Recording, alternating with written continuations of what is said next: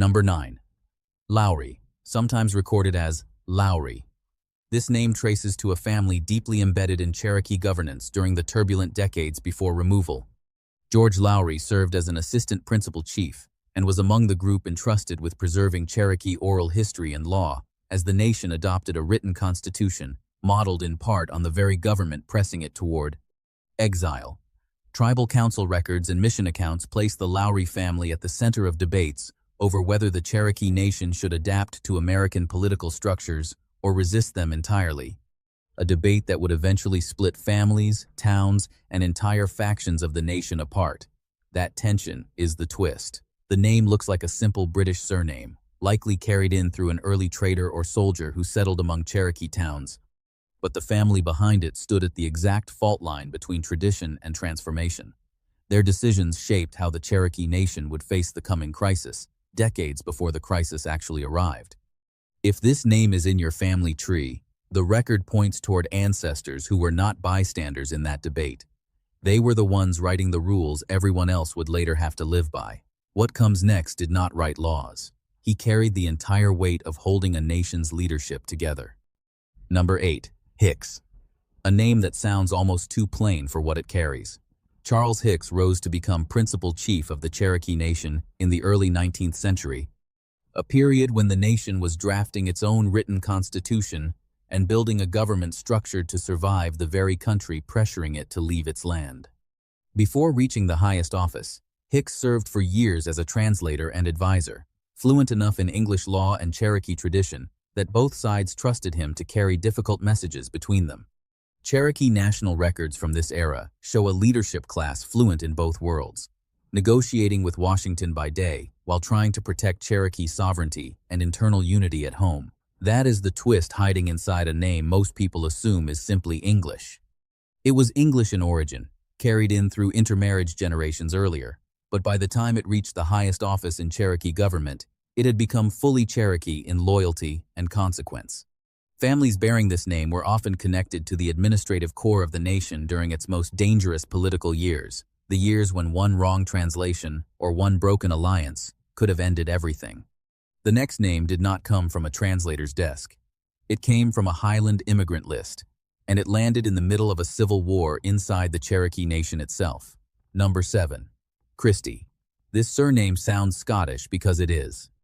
Scottish and Irish traders moved through Cherokee territory for generations, drawn in by the deerskin trade and the alliances it required, and many married into prominent Cherokee families, leaving surnames that would otherwise seem completely out of place on a Cherokee census roll.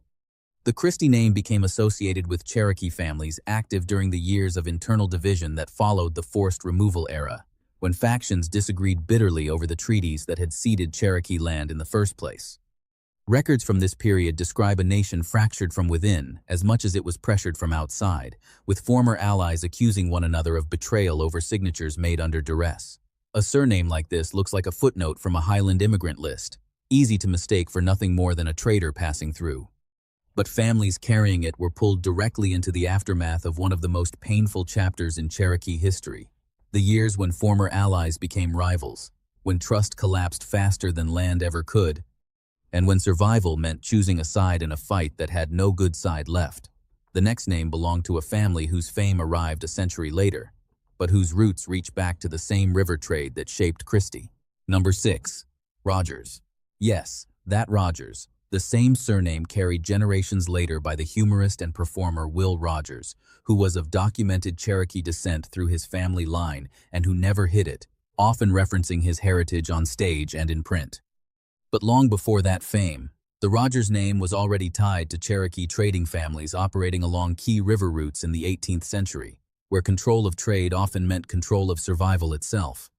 Historical trade ledgers and mission journals mention Rogers family members operating as intermediaries between Cherokee towns and colonial markets, brokering deals that could feed a town for a winter or leave it exposed to debt and dependency.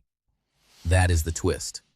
A name most people associate with an entertainer from the 20th century actually reaches back into an older world of river crossings, tense trade negotiations, and the delicate, dangerous balancing act of dealing with colonial powers without losing Cherokee independence in the process. The name survived because the family adapted, again and again, moving from trade posts to ranch land to national fame, without ever fully disappearing into either world. What comes next did not adapt quietly. It fought for its people in a language English courts could not ignore. Number 5. Bushyhead. Unlike most names on this list, Bushyhead did not arrive through European intermarriage in the usual sense. It descended from a Cherokee family whose English surname reportedly originated from a physical description of an ancestor, later carried forward through generations until it became simply a family name, detached from the description that first produced it. Jesse Bushyhead became a respected Baptist minister and Cherokee leader who was tasked with overseeing one of the detachments during the forced removal march, remembered as the Trail of Tears. Missionary correspondence and removal-era records describe him guiding a group of Cherokee citizens through the brutal journey west, preaching along muddy roads and frozen river crossings, burying the dead where they fell, and holding a grieving, exhausted group together through faith and sheer force of leadership. This name does not point toward a royal court or a trading post. It points toward one of the darkest and most defining ordeals in Cherokee history, carried by a man who chose to lead his people through it rather than abandon them to it, and whose descendants would go on to hold leadership roles in the rebuilt Cherokee nation for generations after. The next name did not lead a removal detachment. It shaped the trade routes and treaties that decided who held power long before removal ever began. Number 4. Adair. A name usually first mentioned in colonial trade records, tied to a Scottish-Irish trader who married into a prominent Cherokee family in the early 18th century, decades before the American Revolution had even been imagined. From that single union, the Adair surname spread through generations of Cherokee families who held significant influence in trade, diplomacy, and later in national politics, appearing again and again wherever major decisions were being made. Cherokee national records from the 19th century list Adair family members serving in tribal government roles during the difficult years of treaty negotiation and internal reorganization after removal, when the nation had to rebuild its entire system of law on unfamiliar ground in what is now Oklahoma. The twist is how far one marriage can travel through history.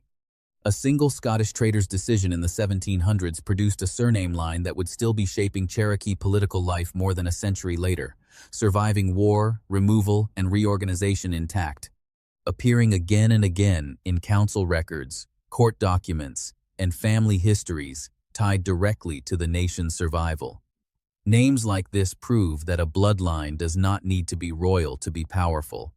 It only needs to keep showing up when it matters most. The next name did not simply show up. It stood at the center of a war most people never connect to Cherokee history at all. Number 3. Watie. This name belongs to one of the most controversial and consequential Cherokee families in the historical record. Stand Watie became the only Cherokee and the only Native American of any nation to reach the rank of general during the American Civil War, leading Cherokee troops aligned with the Confederacy, a decision rooted in the bitter divisions that had already split the Cherokee Nation apart over the removal treaties decades earlier, when his own family had been among those who signed the agreement, ceding Cherokee land in the east. That earlier decision had already made the Watie name dangerous inside Cherokee politics, tied to accusations of betrayal that followed the family for years. Military records document him as the last Confederate general to formally surrender, months after the war's larger conclusion had already been settled elsewhere. That is not a small footnote. It is a documented historical fact that places a Cherokee surname directly inside the final chapter of the American Civil War. Long after most people assume Cherokee history had already ended, families carrying this name are tied not to myth, but to a war record that historians still study, and to a family whose choices during the removal crisis had already made them among the most polarizing figures in Cherokee political history, decades before a single shot of that war was fired. The next name built its power before the war, before removal, in the wealthiest household most Cherokee citizens had ever seen. Number 2. Vann. Before removal, before the Civil War, before most of the names on this list ever rose to prominence, the Vann family had already built one of the wealthiest and most powerful Cherokee estates in the entire Southeast. James Vann operated a large plantation and trading post in Georgia, accumulating land, enslaved labor, and political influence that made his family among the most prominent in the entire Cherokee Nation, rivaling the wealth of many plantation families in the surrounding American states. Historical accounts describe his home as a center of diplomacy, commerce, and conflict, visited by missionaries seeking converts, traders seeking deals, and Cherokee leaders seeking allies, all under one roof. His son, Joseph Vann, inherited and expanded that influence before losing much of it in the forced removal that followed Georgia's seizure of Cherokee land, a loss that stripped the family of a fortune built over 2 generations, almost overnight. This is where the story turns uncomfortable as well as powerful. The Vann name represents both extraordinary Cherokee achievement and the deeply complicated history of wealth, slavery, and land that existed inside parts of the Cherokee Nation before removal tore all of it apart. A history that does not fit neatly into either a tragedy or a triumph, because it was both at once. And now we reach the name that reframes everything that came before it. Number 1. Ross. This is the name that reframes everything that came before it. John Ross served as principal chief of the Cherokee Nation for nearly 4 decades, spanning the years before, during, and long after the forced removal known as the Trail of Tears, a tenure longer than almost any elected leader in American history over the same period. Treaty records, tribal council minutes, and correspondence with the United States government place Ross at the center of nearly every major Cherokee political decision of the 19th century, from the earliest attempts to resist removal through the courts to the final years of rebuilding a shattered nation. Though only part Cherokee by blood, raised with access to formal education and fluent in the language of American law, Ross used every advantage available to him in a desperate, decades-long attempt to keep his people on their land. He fought the removal in American courts, arguing Cherokee sovereignty all the way to the Supreme Court and winning a ruling that Georgia and the federal government simply ignored. He fought it in Congress, in Cherokee council chambers, and in written appeals to the American public, only to watch his own people forced west regardless, walking 1,000 miles under military escort while he pleaded their case from Washington. He led the Cherokee Nation through exile, through the rebuilding of an entire government in Indian Territory, and through the bitter internal divisions between factions that had signed the removal treaty and those who had fought it, divisions that led to political killings within the nation itself. Documented Cherokee national records confirm his leadership across one of the most devastating and transformative periods any nation in North American history has endured. If this surname is in your family, the record does not simply place your ancestors near Cherokee history.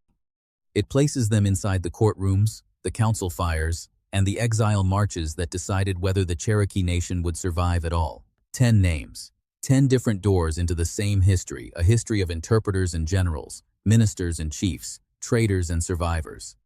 None of these surnames prove exact descent on their own, and no name is a substitute for the documented citizenship records the Cherokee Nation itself maintains. But each one is a compressed piece of memory, carrying traces of treaties signed, marches survived, languages preserved, and nations rebuilt after everything was taken. A surname is never just a label. It is a record someone else already wrote down, waiting for you to read it. If one of these names is yours, or if you know the history behind a name that deserves to be told, put it in the comments. Tell us the surname, the region, the story your family still remembers. The next hidden history is only one name away.